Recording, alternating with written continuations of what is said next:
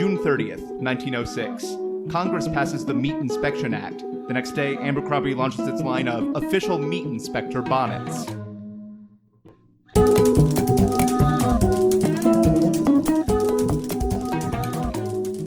Welcome to The Revisionists. I'm Brian Flynn. Sorry, that was so dumb. I'm Zach Powers. We're not supposed to comment on the opening note, Brian. It's a very sacrosanct section of the podcast that's disconnected from everything else.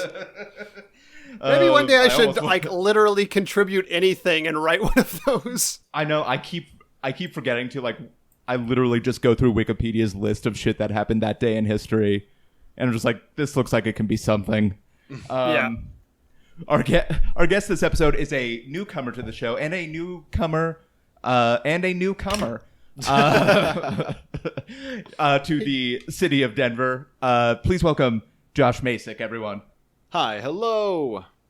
Josh, thank you for being here. Oh, thanks for having me, gents. I didn't mean to impugn your coming abilities. Sometimes I come newly, that's a fact. I mean, I do have to, because of that intro, ask a couple questions. Whereabouts non-Denver are you from? And two, how recently did you learn to masturbate? Well, I'll answer your second question with first. I learned first to masturbate in Omaha, Nebraska, which is where I was born. I went to college here in Denver and then also masturbated in Denver quite profusely, perhaps more. Okay. And then moved to Portland, Oregon for a couple years. That's where I started stand-up. And the real masturbation. Yes, yeah, that was where the real self-masturbation happened. And then moved back to Denver this past winter, and here I am. All right. And we're glad you're here. Listeners, if you're new to this show, we don't usually talk about people's first masturbatory experiences. Well, it was the way you phrased it. Although, kind of, yes, I feel like we come pretty close almost every episode. We just led with regardless, it this time. That's usually on the pre-show. If you're jumping in for the first time,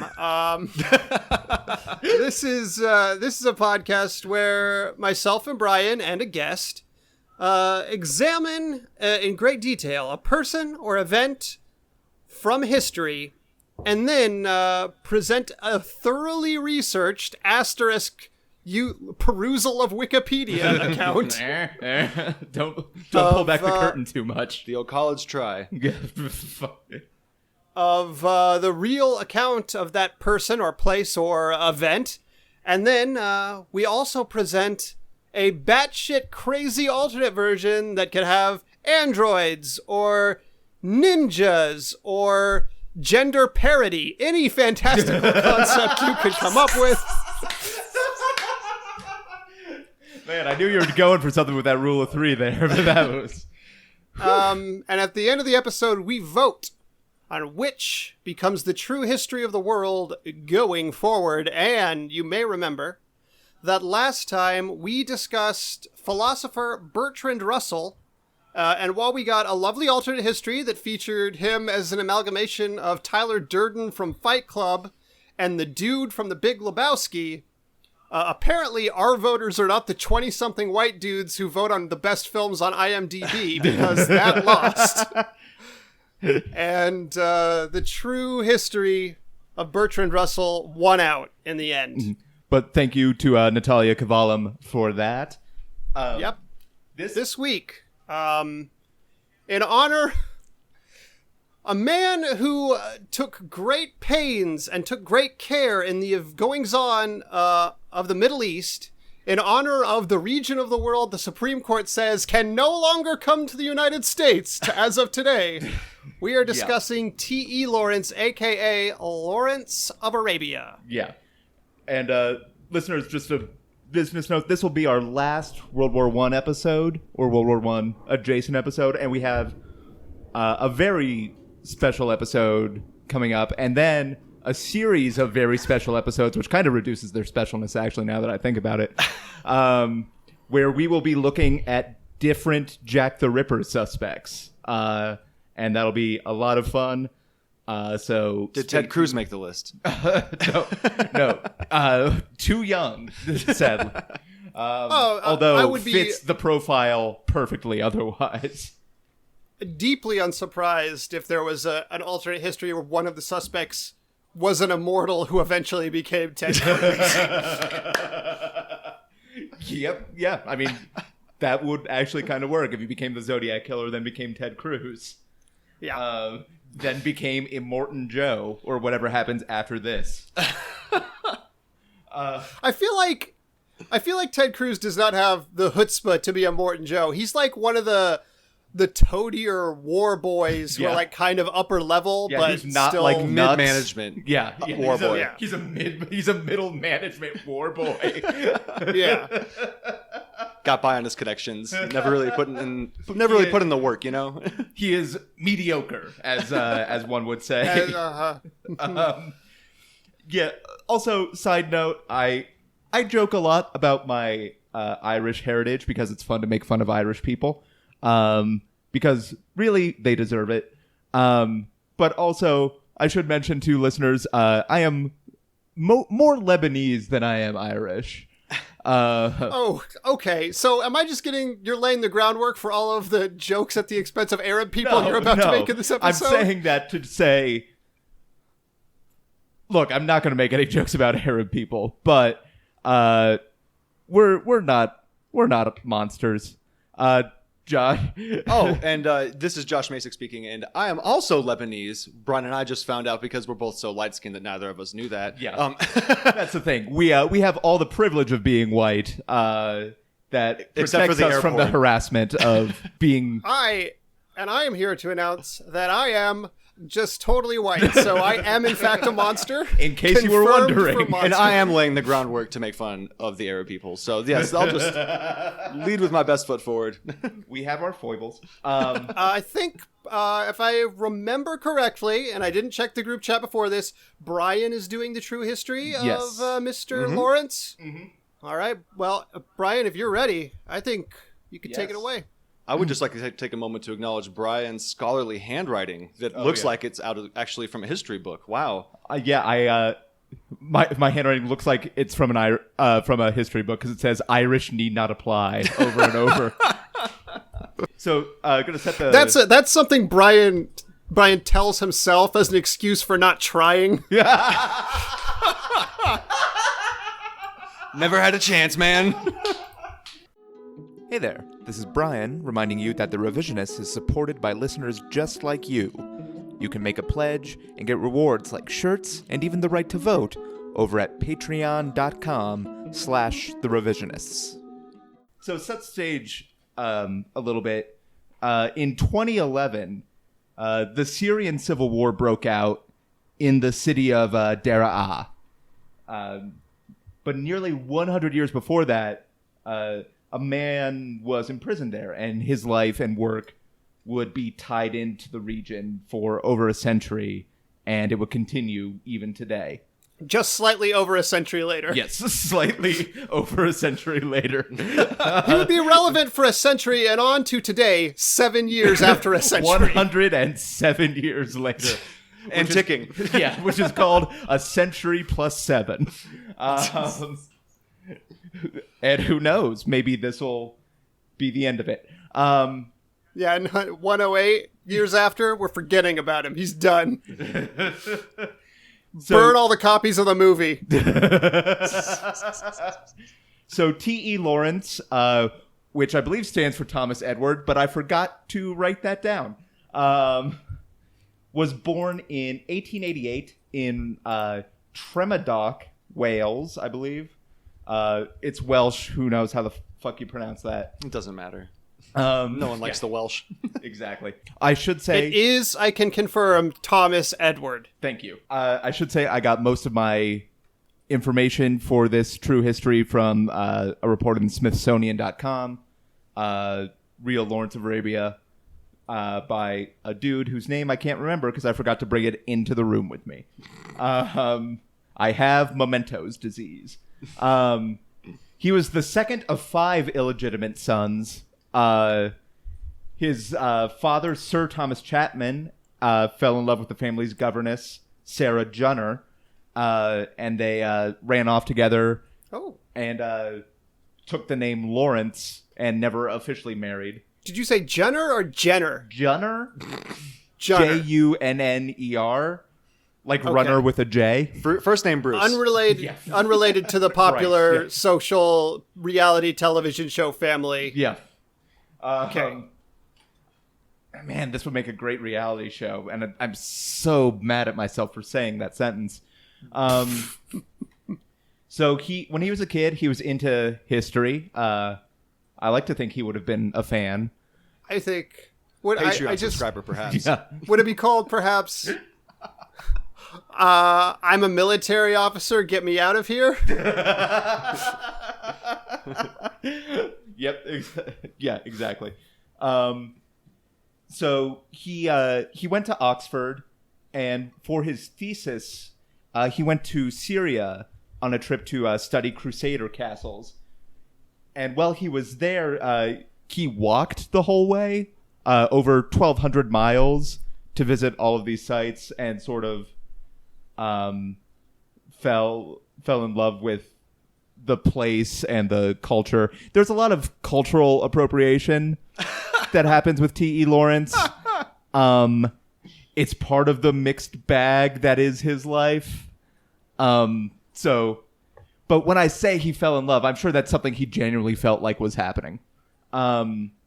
He did write home, quote... To be fair, like, cultural appropriation, I think, was a concept that may not have existed at the time. No, that was just called England at the time. Yeah. It's called It was called the imperialism. British Museum. Yeah, Colonialism. usually when they say cultural appropriation is less about, like, actually loving the culture and mostly just about subjugating it at the time. Yeah. So comparatively speaking. Yeah, he was ahead of his time, in more ways than one. He did write home, quote, "I will have such difficulty in becoming English again," which is a very English sentence structure. But he becomes a professional archaeologist. He runs a very large dig at a place called Kalshemish, studying Hittite ruins. But when he was there, compared to a lot of the other foreigners, he learned Arabic. He would quiz like the local workers on their family histories, and like The way, when you say quiz them on it. yeah, that's what the sounds- article said. That is like a direct copy paste on my part. Not like an Yeah. inquisition way. No, he asked them about their family histories, I guess. Yeah, it's not like he researched them independently and then showed up to the dig and was like, By the way, I have Hey, questions about hey. your family. This is the weirdest exactly. test ever. right. But Hey, Jerry, you know who you're related to? I took 23andMe for you. That was when there was one set of footprints. That was me swabbing your cheek.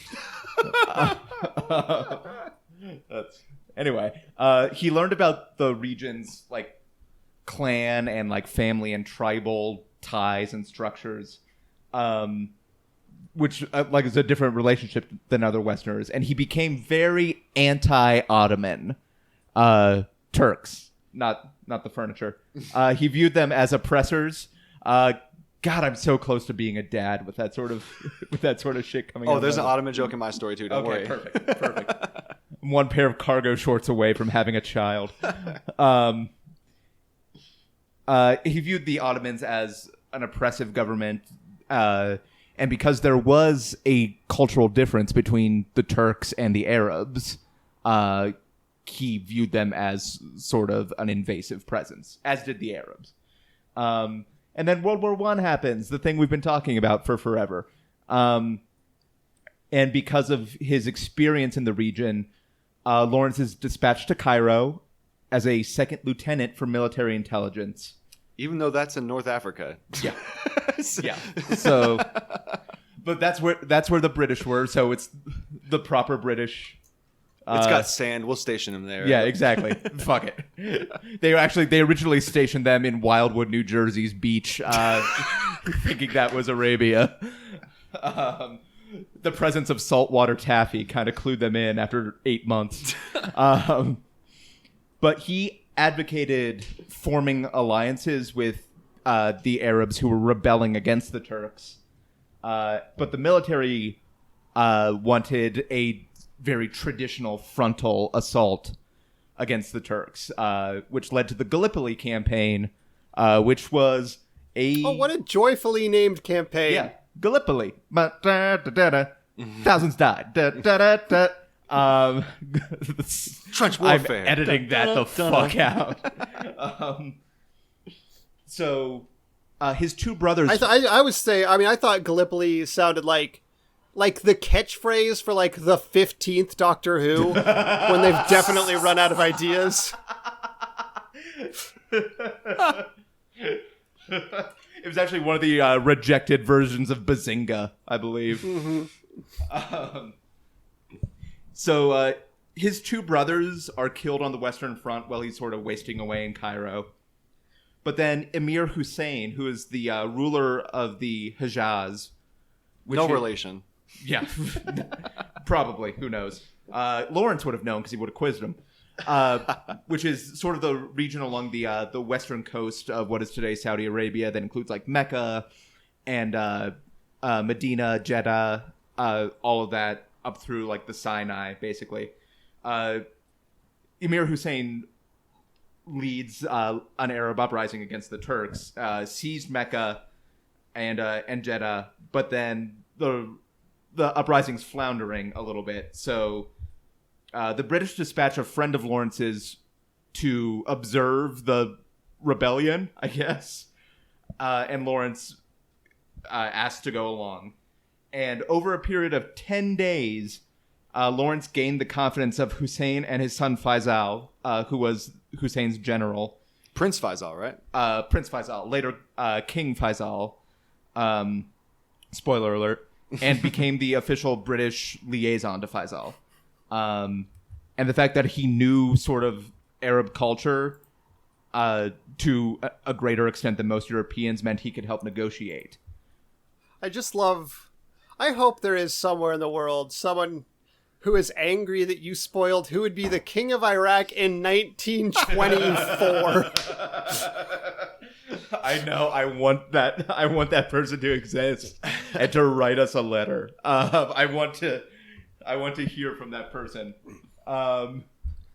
who probably spends no time on Reddit at all.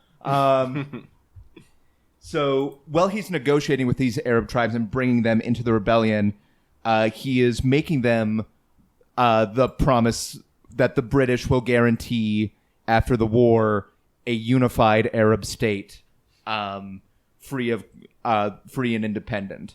But at the same time he's promising this, he knows of the existence of the Sykes-Picot Agreement. A nice wine from France. Yes, a nice wine, red for all the blood it will cause. Sykes-Picot was a secret agreement between Britain and France that basically said after World War I, they would divide up the conquered Ottoman territory, and the French would get Syria, which is like Syria and modern-day Lebanon, and the British would get Iraq and Transjordan and Palestine. And then the Arab state would just be what is Saudi Arabia, which is basically a fucking wasteland. No one wants it. It's the New Jersey of the Middle East. So he knows of this agreement, but he's been ordered not to tell anyone about it. But eventually the guilt gets to him so much that he tells Prince Faisal, which was technically an act of treason against Britain. So good on you, I guess. That led to his greatest achievement of the war is the Battle of Aqaba, which is a town in Jordan, which is considered like the gateway to Syria and to Damascus. And he knew the British and French planned to seize it, knowing that it would keep the Arabs to the south and they couldn't make their way into Syria, and that would sort of diminish their claim to it. And so what Lawrence did is he took 45 troops and went around the back way through a gorge that the Turks controlled. He recruited people along the way, but it was a 2-month like several 1,000-mile journey where all of the rations they had was like a 40-pound sack of flour for each person and like water for each person. And so they come around from behind and massacre the Turks, and the Arabs seize the city before the British can. And so Lawrence runs to Cairo to tell his commanding officer, who there was a new commanding officer because their previous one, who was some dope with some fucking British name, he was very much against supporting like the Arab uprising. The new commander was a man named Commander Allenby, and Lawrence told him what he did in seizing Aqaba, and exaggerated the number of Syrian Arabs who would be willing to volunteer to help with the uprising. He had to make the pitch sound good, you know? Yeah.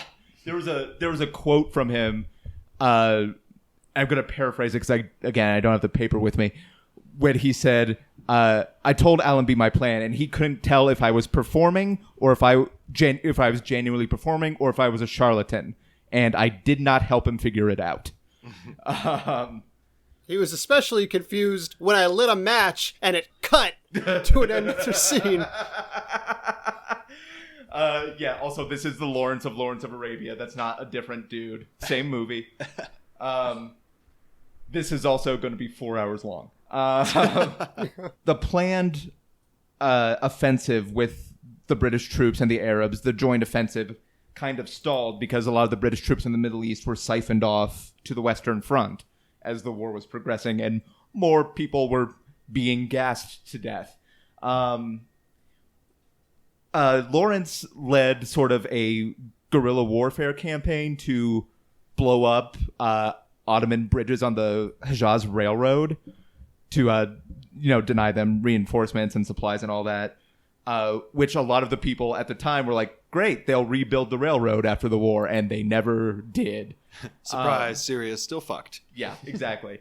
But he had a strategy of like blowing up a bridge in a way that he called scientifically shattering it, where the bridge didn't collapse, but it was impassable. So the Turks had to take the extra time to demolish the bridge before they could rebuild it, which is just such a dick move.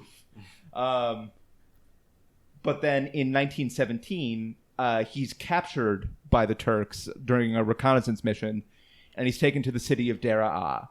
And there he is tortured for a very long time. And, I mean, should maybe put a content warning earlier on this, but he is subjected to sexual violence while he is tortured. By the governor himself, I believe. By the governor of the territory himself.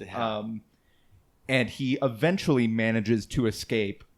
But after that, he was very different. He kind of snapped, it sounds like. Yeah. He would usually order his troops to take no prisoners. He took very like suicidal risks. There was one story of him charging a Turkish troop train, and his soldiers were so understocked that a lot of them only had rocks to throw at the Turks. At artillery guns. Yeah.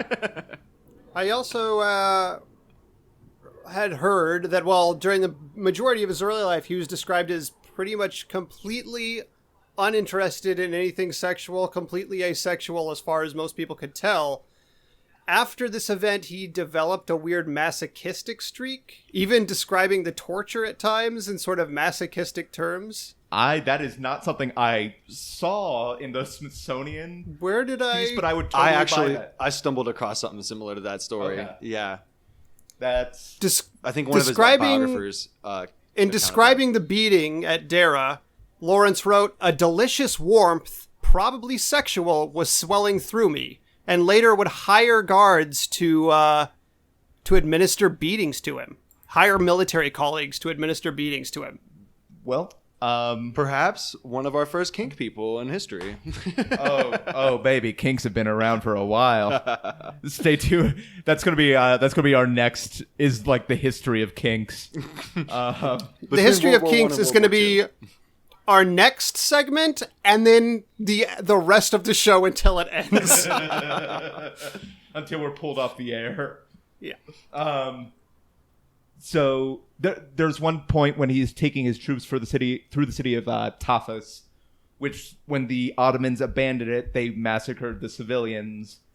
And so Lawrence, sort of like very set off by this, again, ordered no prisoners and then turned machine guns on some 250 Turkish and German prisoners they had taken, and killed all of them.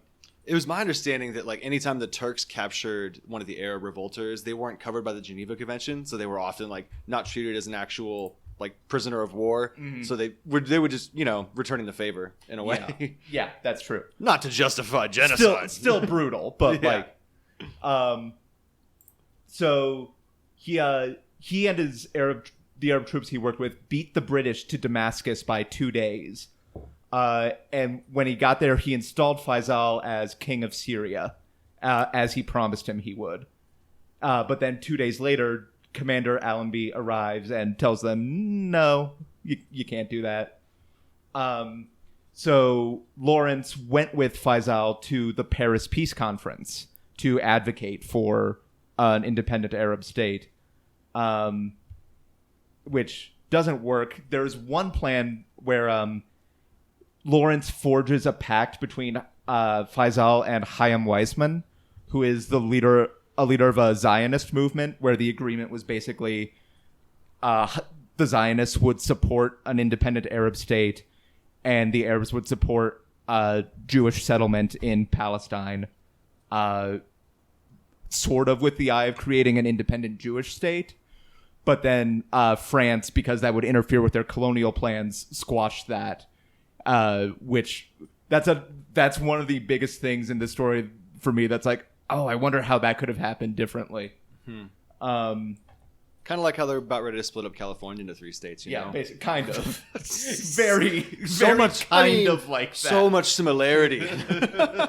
By which you mean one right-wing wingnut put a thing on the ballot. Did you know the same guy a few years ago put a thing on the ballot to split California into like 6? 7 states, and it 7. failed? Yeah. So now he's going for 3? Yeah, because the number of states is the problem. It has to be a prime number. That's his, He's obsessed with the Fibonacci sequence. It's the number 23. Basically, it's a plan to put all the richest people in California in one state and kick everybody else off of their, like, What he needs to do is put a proposal on to split it up into 69 states, because then everyone would be like, yeah, all right. Yeah.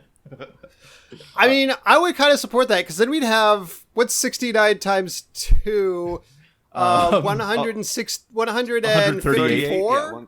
158 senators from California. And I think we would take the Senate back.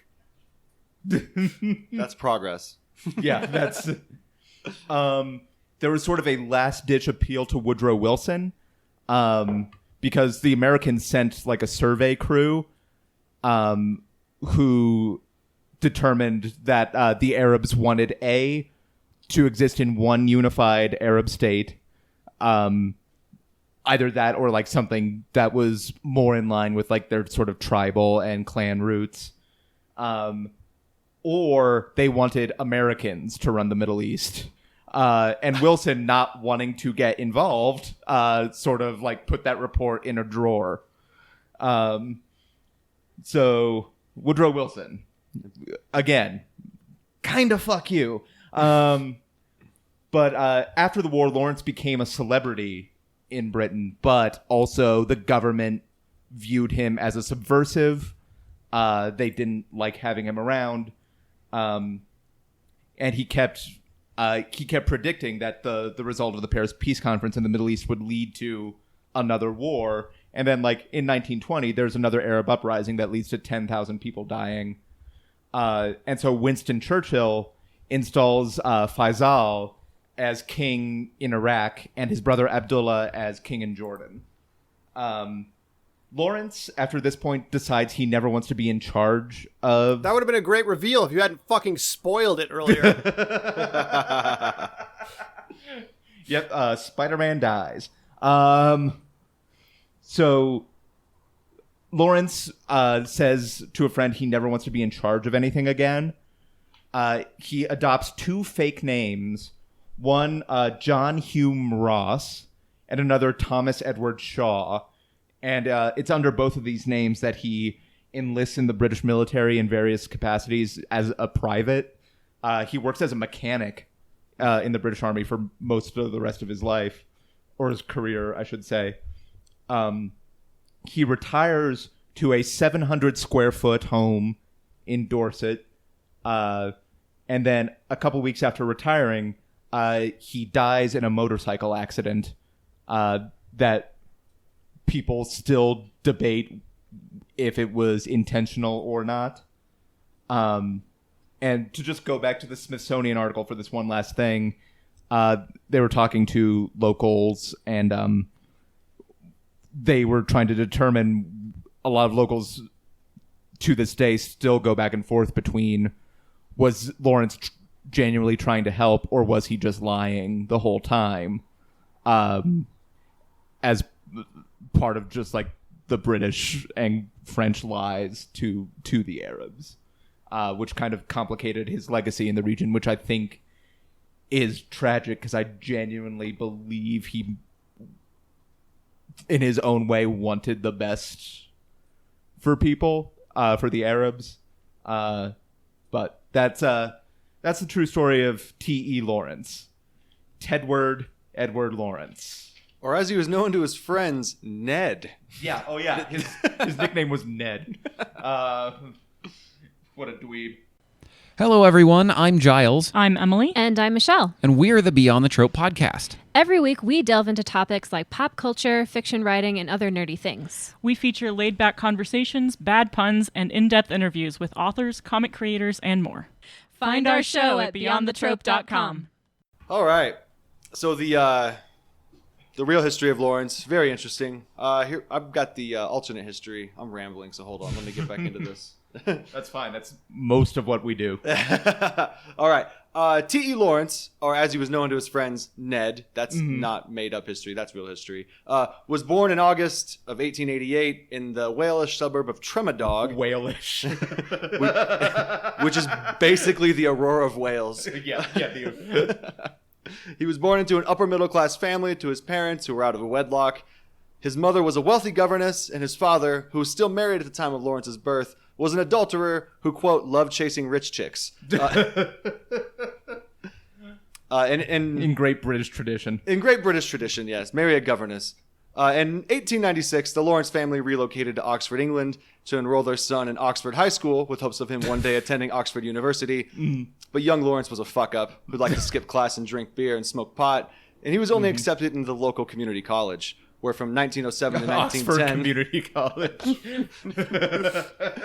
At Oxford Community College, he studied chemistry and accidentally synthesized and invented the drug we now know today as MDMA.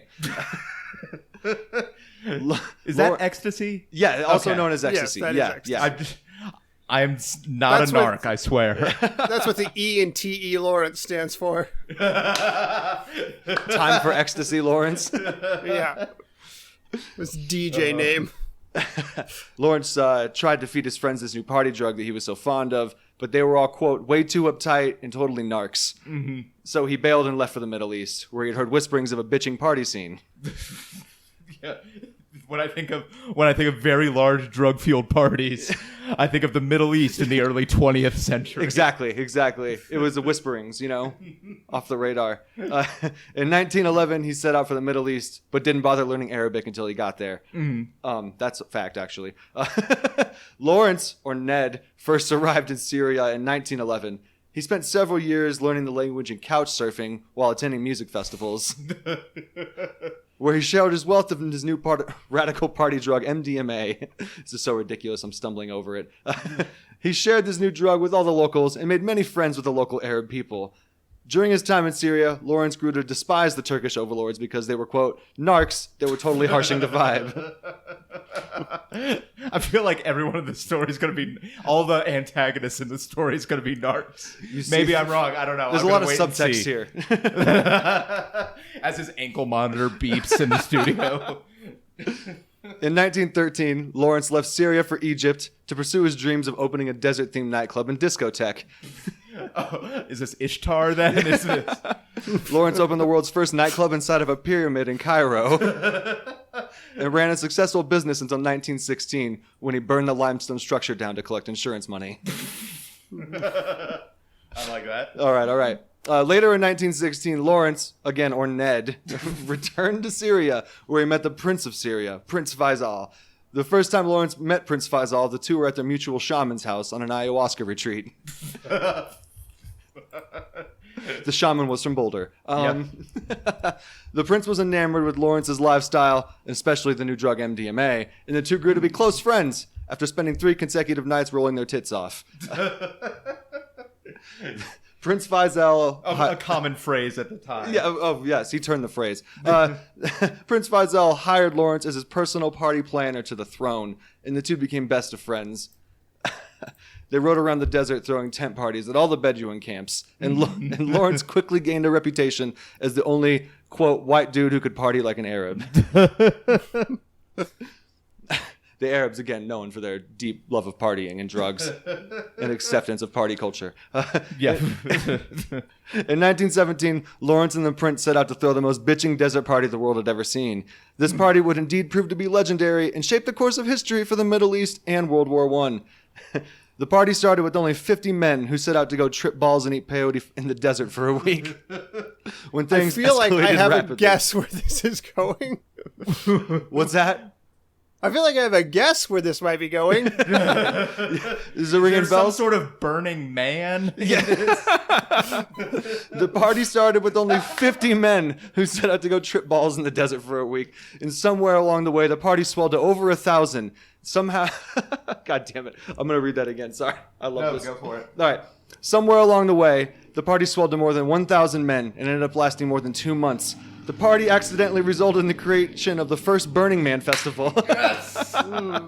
With Lawrence's haggard 2 months in the desert outfit setting the tone for the festival's continuing wardrobe for centuries to come. The Burning Man Festival is actually named after Lawrence, or Ned, who during one night of partying... Yeah, it was originally called the Netstival. Yeah, Nedfest was the original name of the festival. After 60 days of partying in the desert, and the 1,000 burners, as they were now known, decided to visit the nearest beach town to, quote, decompress and chill out. The nearest beach town happened to be the Turkish port city of Aqaba. Lawrence's men, the burners, heard that the Turks had furnished the entire beach town with comfy ottomans and chairs. God damn it. I forgot you said that was coming. Set up, knock them down. They figured Aqaba would be a really sweet place to hang and chill, especially with the beach town vibes. His best bro, Prince Faisal, who was super baller from his dad's oil money and his dad's used Mercedes dealership, rented every single hotel room in the town of Aqaba and banished the broke-ass Turk overlords who couldn't ball as hard as the prince. Lawrence, or Ned, opened a nightclub in the coastal city of Aqaba with his key investor, Prince Faisal, who proved to be a great success. A lot of club owners in our recent alternative history. He left a mark on the culture, you know. Wait, did you clarify why was Burning Man named after old Nettie? Oh, I think you might have. It's whispered that during one of the nights of partying for 2 months, Ned stood too close to the fire and his Bedouin robes were set ablaze. And one of the Bedouins was like, "Man, you're totally burning." And there you have And it. of course, with Arabic sentence structure, it kind of... It's just this Yeah, Burning it gets Man. lost in translation. Yeah, it just synthesizes down. Thanks for asking. I totally glazed over that. Oh yeah, the name of that nightclub in Aqaba was the Salty Sultans. And it was quite lucrative. That really sounds like a fish place, I think. Fish plays there to this day. The nightclub lasted until the end of the war in 1918. Because when the war ended in 1918, Prince Faisal was thrust into the throne as king and had to leave behind his party boy lifestyle, as well as his best bro Lawrence, or Ned. King Faisal took over his father's country, as well as his father's oil company and his chain of successful used Mercedes dealerships. Faisal's Motors. Flyzall was the novelty license plate frame. It came with every car. Yeah. and you can't get it off. After the nightclub closed, the Salty Sultan, Ned lost his 20% equity and returned back to the UK to sober up and find a new career path. As it turns out, eating ecstasy in the desert for the better part of a decade is pretty bad for you, and had taken its toll on young Lawrence, who was now deep into his 30s. I know, 4 years or less, you're fine of just like straight ecstasy in 100-degree weather. As long as you're studying while you do it, they balance each other out. But And there's not so much water that you'll drink that you'll overhydrate. that's not a problem there. Yeah. No one drinks themselves to death from water. They say Upon 4 returning to the years, United 5 Kingdom, months, Lawrence 2 checked himself weeks. into a That's the celebrity magic rehab, number. where he met Winston Churchill, who himself had been committed. Wait, sorry, what was that? You kind of froze for a second. You go ahead. I said 4 months, 3 weeks, 2 days, or something. That's the magic number. But there's a clean take of it in the audio if you want to use it. But go on. Hang on, I'm gonna go for it. All right. Lawrence checked himself into celebrity rehab, where he met Winston Churchill, who had been committed himself for his chronic drinking habits. Lawrence remarked in his journals that Churchill was pretty fat and sort of a dick. Yeah. Fat dick, Winston Churchill. I think that was his chyron on most news at the time. I don't know what to make of When this bloke. BBC's feeling salty. Yeah. And then he'd say, like, oh, but tomorrow I'll be a sober dick, but you'll still be ugly, or whatever the fuck Winston Churchill says. Winston Churchill, king of the cell phone, also. After rehab, Lawrence told everyone he was retiring from the party life, but all he really did was change his name and leave the country again. Classic party dude. In 1926, Lawrence, or Ned, as he now legally changed his name to, then moved to India to continue pursuing his dreams of opening a desert-themed nightclub. He stayed in India for 10 years, eating various drugs and research chemicals, before finally going bankrupt and abandoning another failed chain of discotheques, the Salty Camel. Eating various drugs, as if drugs are food. Kids today. Anyway. In a little another known fact, in 1934, Lawrence spent a brief stint in the United States. He visited what was then the Kansas Territory and established a rocking frat party at the local Kansas State University. After Lawrence left, they named the town after him as Lawrence, Kansas. Also, god damn it. Also, 1934, it's still the Kansas Territory. Oh, that was supposed to be 1834. Oh, okay. But oh no, wait, no, it is. You can tell which one of us studied history in this room, and it's not me. We can leave that in there. Oh, yeah, no, that's fine. It's the alternate history. No rules. Yeah, it's just fine. right. It could be the fucking Kansas interdimensional portal if you wanted to. Rock Chalk Jayhawk, bitch. No, I'm just kidding. In 1935, Lawrence, or Ned, returned to England to retire again, for real this time. Upon returning to England to retire, Lawrence again changed his name, this time to T.E. Shaw, or as his friends now knew him, Larry. Lawrence retired to his mountain cottage he named affectionately as Cloud Hills, in homage to his first discotheque he opened in Syria all those years ago. Or the fat clouds he used to blow on his vape. He started vape culture too. That's really one of the worst things about him. Not only did he steal all that culture, he started vaping. In May of 1935, Lawrence faked his own death in a motorcycle accident to avoid paying back taxes on the numerous failed businesses he'd owned throughout the years. Hell yeah. History tells us that he returned to the Middle East to live with his old best friend, the now King Faisal. Little is known of Lawrence, or as he was now known to his friends Ned or Larry, after his return to the Middle East. He was rumored to have passed away peacefully after suffering a massive heart attack and overdose at Burning Man 1956. The end. Hell yeah. The standards for passing away peacefully on this podcast. Was that not the first joke to make that? No, I feel like I don't know, we may have. It's or right we've done there. like died as he lived jokes. It's right there. Yeah, I feel like a lot of died as he lived. Which Josh, thank you. Oh, thank you, gentlemen, for allowing me the time.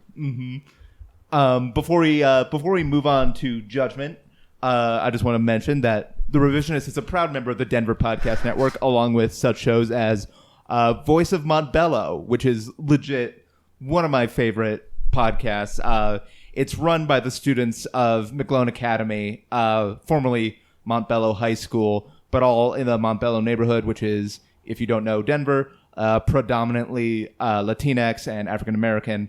And these students conduct interviews with a whole different range of people, from politicians to cops to each other. It's a really, really great show. So check it out, Voice of Montbello. Also, you can find us at revisionistpodcast.com, where you can leave us a comment or ask us a question. And we ask that you review the podcast on your podcast service of choice.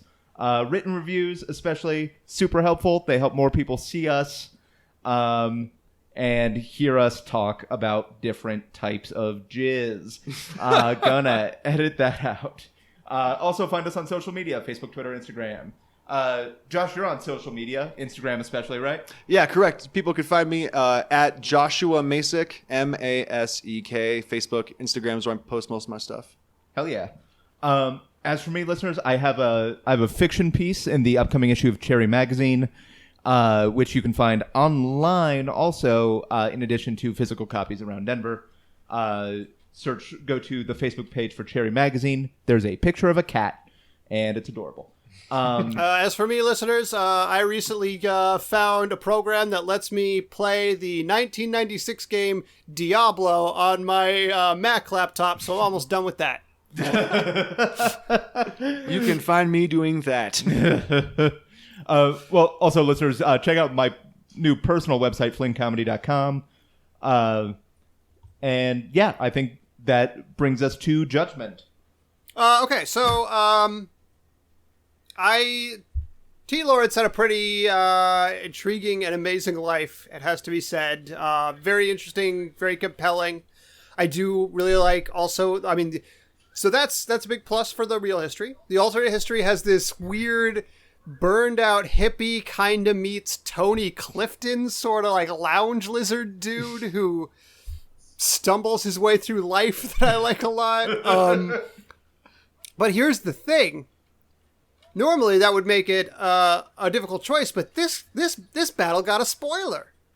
In that there already exists, in one of the most famous films of all time, an accurate enough account of the real T.E. Lawrence's life, and through the loophole, I don't think there's any reason to assume that movie would be different if we adopted the alternate history. I imagine the same movie would exist, but the man would be different. Because we did not specifically say different. More white dreads. Yeah. Yeah. So, for that reason, because we can retain the real story of T.E. Lawrence and even have it be the popular version, because that movie still exists, we can make the real version the alternate history and have our cake and eat it too in this particular round. Zach, thank you. Thank you, Zach. Josh, thank you. Thank you, Brian. For everyone here at The Revisionists, I'm Brian Flynn. I'm Zach Powers. Have a good time.